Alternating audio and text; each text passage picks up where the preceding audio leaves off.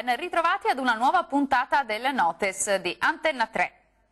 Andiamo subito a dare uno sguardo insieme dunque agli appuntamenti dei prossimi giorni.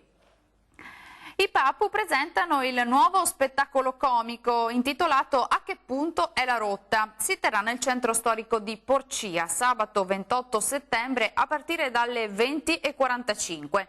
Lo show parla di una società, la nostra, abituata a prendersi un po' troppo sul serio. L'ambizione è quella di mostrarci la realtà in modo ironico per farci vivere, almeno per una sera, un pochino più sereni. Appuntamento dunque con i Papu all'insegna del divertimento. Fino al 30 settembre si svolge la 36esima festa regionale della polenta di Villa d'Adige a Badia Polesine in provincia di Rovigo. Torna anche quest'anno l'evento che valorizza le culture e le tradizioni del territorio veneto attraverso uno dei prodotti che ha fatto la storia di questa terra. La sagra si svolge non a caso a Villa d'Adige, il primo paese in Italia dove fu seminata per la prima volta il Gran Turco ad uso alimentare. Non mancate!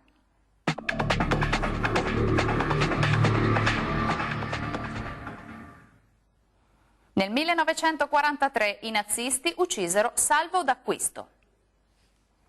Autoaccusandosi di essere responsabile di un presunto attacco esplosivo contro i soldati tedeschi, il vicebrigadiere in servizio presso la stazione di Torre in Pietra salvò 22 persone dalla pena capitale e si fece fucilare al loro posto, un atto eroico che gli valse la medaglia d'oro al valor militare.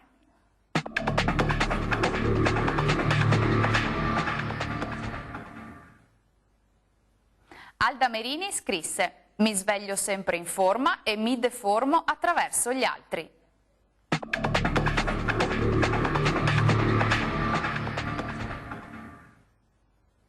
La curiosità del territorio di oggi ci porta a Crespino, in provincia di Rovigo, dove vi è tra l'altro l'oratorio di Santa Maria Madre della Misericordia. Si tratta di una piccola chiesa costruita sulle rovine di un'antica cappella paleocristiana verso la metà del 1700. Per secoli la chiesa venne utilizzata come luogo di culto finché nella Seconda Guerra Mondiale i tedeschi la usarono come deposito d'armi.